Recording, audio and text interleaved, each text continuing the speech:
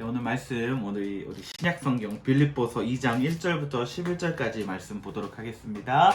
신약성경 빌립보서 2장 1절부터 11절까지 말씀입니다. 제가 읽어드릴게요.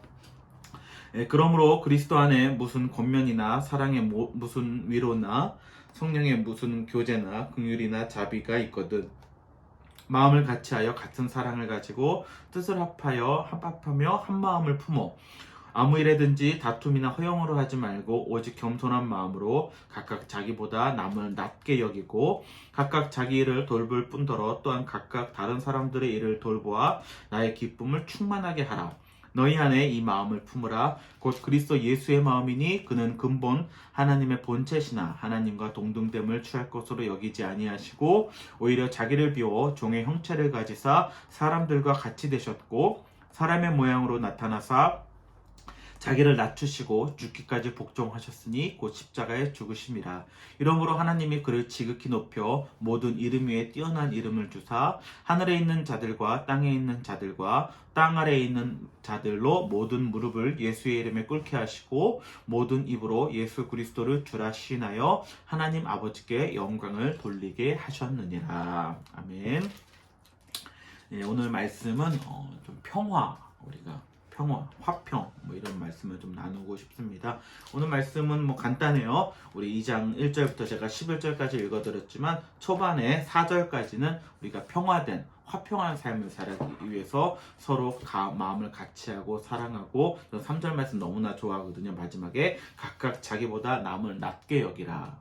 낮게 여기라는 것이 아니라 지읒받침이 아니라 시옷받침입니다. 그래도 나보다 저 사람이 낫지. 남을 더 이렇게 존대히 여길 수 있는 마음뿐만 아니라 각각 자기 일들을 또한 돌볼 뿐더러 또한 각각 다른 사람들의 일을 돌보아 자기도 살아야 되겠지만 서로 남의 일을 돌봐서 살아가는 아름다운 세상을 만들어야 된다라고 일반론적인 얘기를 하다가 그것이 어떻게 가능하느냐라고 얘기하면서 5절부터 너희 마음에 이 마음을 품으라. 그리스도 예수의 마음이다 라고 얘기하면서 예수님에 대한 얘기를 하시면서 그는 근본된 하나님이신데 가장 높으시고 하나님 위대하신 분인데 그분이 자기를 낮추심으로써 자기를 남을 위해 내어주심으로써 그 일이 가능케 됐다라는 것, 이것이 바로 어찌 보면 기독교에 있어서 가장 중요한 평화의 원리다. 우리가 예수님을 평화의 왕, 만왕의 왕 막 이렇게 고백하잖아요. 그렇게 할 때 평화가 어떻게 만들어지냐라고 얘기를 했을 때 바로 예수님께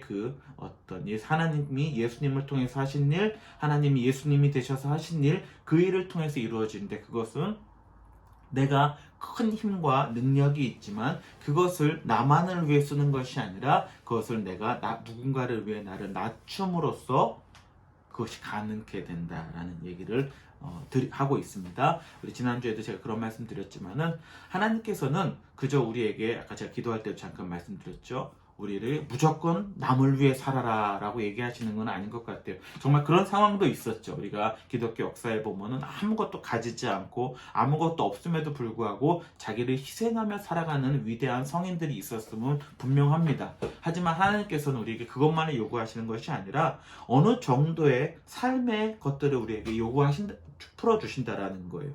우리가 요한복음 6장을 보면은 어떤 얘기가 나오냐면은 예수님께서 위대한 선언을 하십니다. 내가 하늘의 떡이다.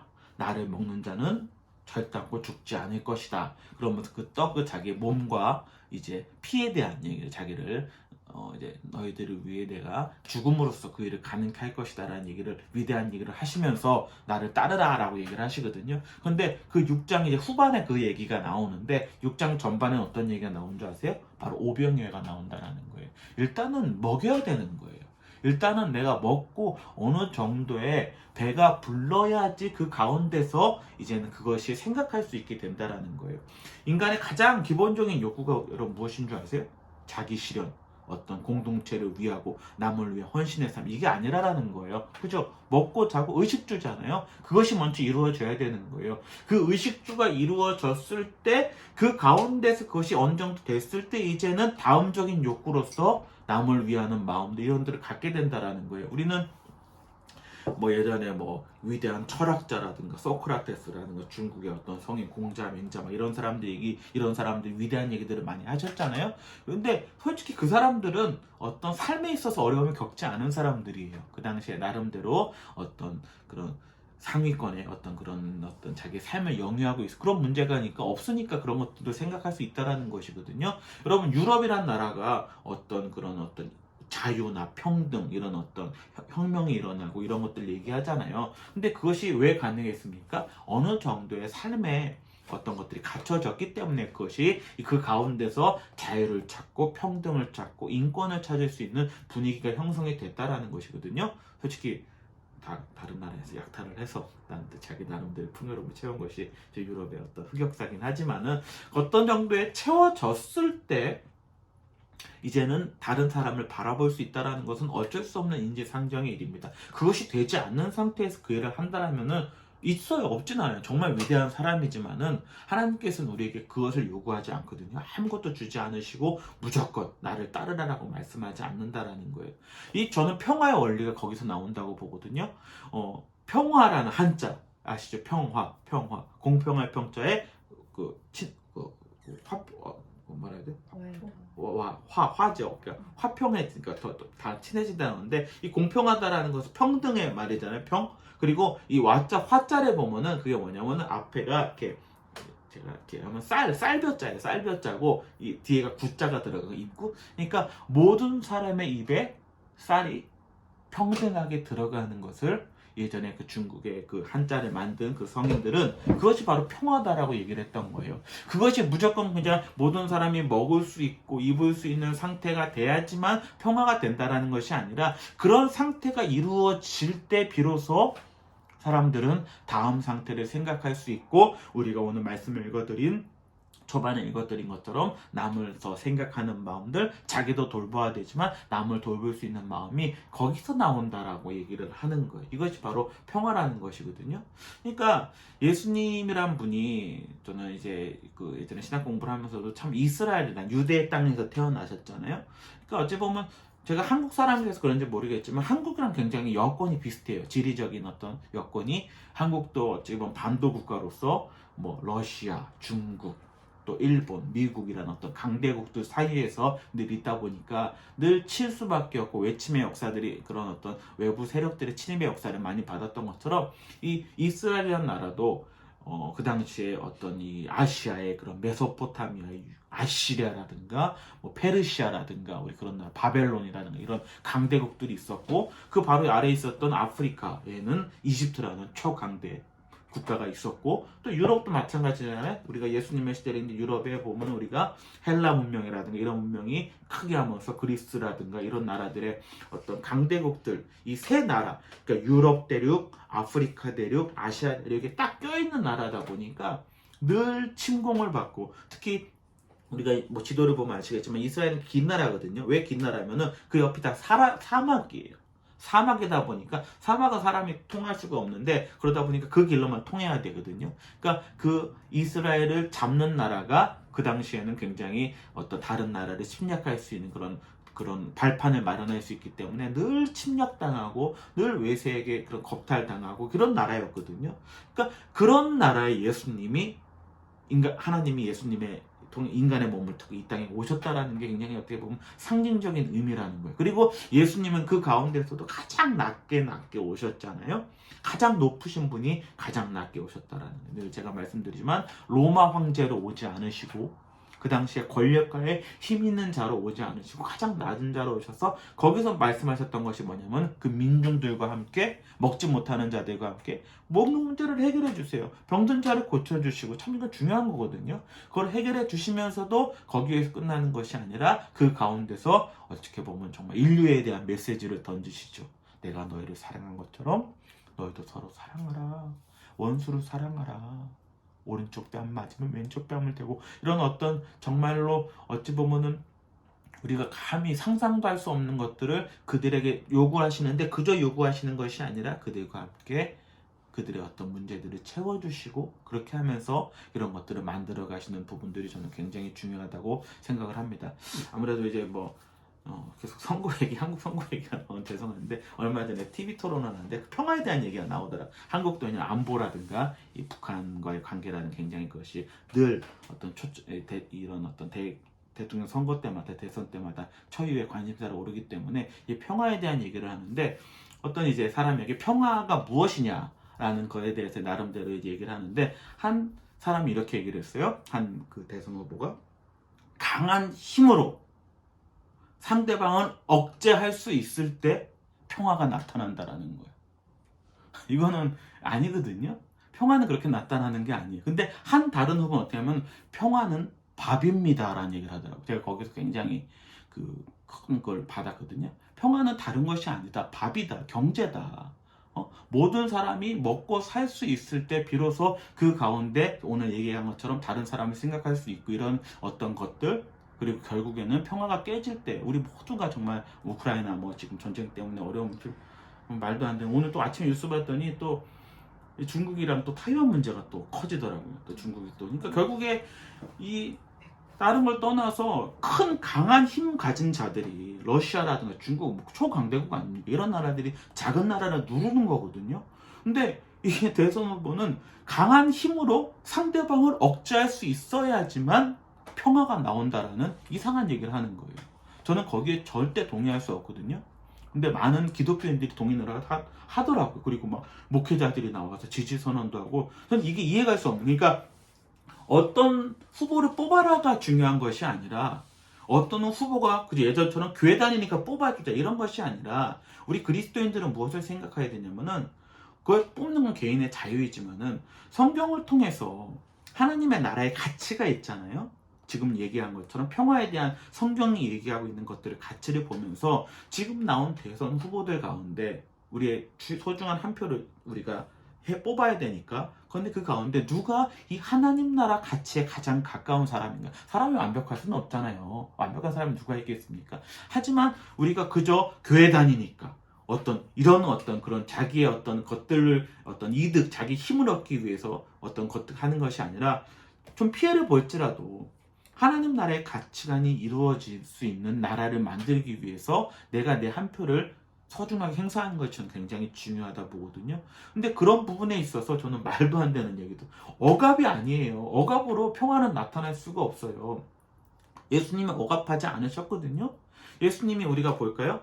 우리가 북한 뭐 문제를 저도 이제 한때 보니까 어떻게 보면 한 나라 형제잖아요. 그러니까 예를 들어서 제가 이렇게 좀 예를 들어볼게요. 내 형제가 있는데 한 형제가 있는데 이게 완전히 개판이라. 이 개판이 완전히 그냥 사고치고 이렇게 해서 동네 문제하라. 문제하지만 어찌됐건 내 형제이기 때문에 그러니까 동네 애들이 다 얘를 따돌림 하는 거야. 그리고 동네에 또 가장 큰 형이 있어요. 미국 가장 큰 형이 골목대장이 있는데 와가지고 얘기를 하는 거야. 너 네 동생하고 놀지 마. 근데 다 제재하고 우리가 힘으로 쟤를 누르면 제가 바뀌겠죠? 안 바뀌는 거예요. 그럼 이 사람은 어떻게 생각? 내 동생은 어떻게 생각하냐? 더 열받죠. 내가 가만 안 두겠어. 내 형도 저래? 내 형제라고 하는 놈도 저래? 가만 안 두겠어. 더 오히려 이 분노를 갖게 되는 거거든요. 지금 그것이 아니라 힘은 있어야 돼. 야, 너 그러지 마. 라는 어떤 분명히 힘은 필요하지만은 대화하고 야, 너 그러면 안 되지. 그러니까 깽판 부릴 수도 있는 건데 거기에 대해서 계속 얘기해주고 형들도 너무 그러지 말고 내가 잘 얘기해볼게. 그래서 이 마음을 풀어줘야지만 되는 거거든요. 근데 그거를 누른다고 평화가 옵니까? 절대 평화가 오지 않는 거예요. 근데 그 후보는 그렇게 얘기를 하더라고요. 저는 그걸 보면서 너무 놀랐는데 어찌됐건 성경이 얘기하는 평화는 그런 것이 아니라라는 거예요. 평화는 정말 모든 사람이 입에 먹을 것을 가지고 정말 의식주의 문제에 대한 경제적인 어려움에서 우리가 해방될 때 비로소 그래도 그것만 계속 자기의 원초적인 욕구만 채우려고 하는 사람도 있더라고요. 근데 그것이 아니거든요. 어느 정도 자기가 채워주면 사람은 인지상정 다른 사람을 돌보게 돼 있는 거거든요. 다른 사람을 보게 돼 있는 거거든요. 이것이 바로 평화로 가는 어떻게 보면 첫 단추가 아닐까. 그렇기 때문에 그런 사람들을 서로 돌보아 보아 오늘 말씀에 나온 것처럼 예수님은 그것을 가능하게 하기 위해서 그저 그들에게 요구만 하는 것이 아니라 원론적인 얘기만 하는 것이 아니라 자기 스스로가 가진 힘이 있었지만 그것을 억압하는 데 쓰는 것이 아니라 남들과 서로 자기를 나누는 데 썼다. 너희들은 광야에서 만나를 먹고 그 만나를 먹었어도 죽었지만 내가 생명의 떡이 되어서 내 살과 피를 내가 너희에게 주겠노라. 그것을 먹고 나눌 때 너희들이 영원히 살게 될 것이고 그 은혜를 알고 우리가 하루하루의 삶의 은혜를 깨닫는다면 이제는 내 배만 채우는 것이 아니라 남들도 돌아볼 수 있고 할 때 비로소 이 땅 가운데 평화가 만들어질 것이다 하는 어떤 그런 평화에 대한 우리 그리스도인들의 어떤 그런 정확한 생각들 를 좀 가지고 있어야 될 것 같아요. 우리가 마태복음에 우리가 팔복 가운데서도 한 명이 하나가 나오죠. 화평케 하는 자는 복이 있나니 평화를 만드는 자는 피스메이커는 복이 있나니 저희가 하나님의 아들이라 일컬음을 받을 것이요. 성경은 분명히 얘기하고 있거든요. 우리가 뭐 큰 일은 하지 못하지만 내 삶에 또 내가 만나는 사람들마다 그런 평화를 만들어가고 먹지 못하는 자들과 함께 나눌 수 있는 가장 기본적인 성경이 얘기한 것들을 우리가 할 수 있다면 우리가 실질적으로 하지 못하더라도 마음으로만으로도 우리가 그런 걸 보면서 아파할 수 있다면 저는 우크라이나 보면서 너무 가슴이 찢어지는 거예요. 찢어지는 거예요. 그 아이들 나와서 죽고 싶지 않아요 얘기하는 그 인터뷰도 보고 그 아빠가 이제 출국 금지당했잖아요. 18살부터 60세까지는 싸워야 되니까 전쟁이라는 것이 싸워야 되니까 출국당했는데 자기의 가족들을 이제 다른 나라로 피신을 보내면서 그 아빠가 딸을 붙잡고 막 우는 모습을 봤거든요. 너무 겁나는 거예요. 이 전쟁이라는 것이 너무 무서운 겁니다. 정말 다 모든 거 전쟁 나면요 다 끝나요. 이겨도 이기는 게 아니냐잖아요. 모든 것이 다 피해를 보고 특별히 우리 한국 같은 경우에 북한 같은 경우에는 수도권이 너무 가까워요. 평양에서 100km도 안 떨어져 있어요. 다 죽어요. 정말 그 누구야 유명한 대사처럼 다 죽어. 뭐 그게 맞는 거예요. 그 수도권에 한국의 인구 절반이 이상이 모여 살잖아요. 그 가운데서 그것이 일어나면 절대 안 됩니다. 절대 안 돼요. 우크라이나 일어나면 안 되는 거예요. 그렇기 위해서는 그런 전쟁이 일어나지 않고 우리가 서로 먹고 살 수 있을 때 그것이 가능하게 된다는 것을 생각하면서 우리가 성경이 무엇을 얘기하는지 평화에 대해서 우리가 무엇을 얘기하든지 곰곰이 생각할 수 있는 그런 시간들이 되었으면 하는 마음에 오늘 말씀을 전했습니다. 여러분 우리 가운데 우리 주변에 그런 화평을 만들어 하나님의 자녀라 일컬음을 받을 수 있는 귀한 자들이 될 수 있기를 바랍니다. 기도할게요. 사랑의 하나님 아버지 감사를 드립니다. 화평케 하는 자는 복이 있나니 저들이 하나님의 아들이라 일컬음을 받을 것이요. 하나님 우리에게 무작정 평화를 만들라 요구하지 않으시고 어느 정도 우리에게 채워주십니다. 물론 그렇지 못한 사람들이 있겠지만 그렇지 못한 것은 그렇지 못한 자들의 어떤 잘못이 아니라 너무 가진 자들이 나누지 않기 때문입니다. 또 우리가 삶을 볼 때 그래도 우리는 삼시세끼 먹고 정말 하나님의 말로 다 할 수 없는 은혜 가운데 살아가고 있습니다. 이제는 우리의 그런 기본적인 욕구가 채워졌다면 다음 욕구 정말 사람들을 바라볼 수 있는 마음들이 우리에게 생겨야 합니다. 그것이 내 스스로 되는 것이 아니라 예수님이 우리에게 주신 마음을 통해서 그 은혜를 통해서 우리가 그것을 갖게 됩니다. 하나님께서 주신 이 놀라운 은혜들을 나누며 주변에 평화를 만들며 살아가는 귀한 자들 될 수 있도록 하나님께서 큰 은혜 베풀어 주시옵소서. 모든 것 감사드리며 예수님의 이름으로 기도드립니다. 아멘.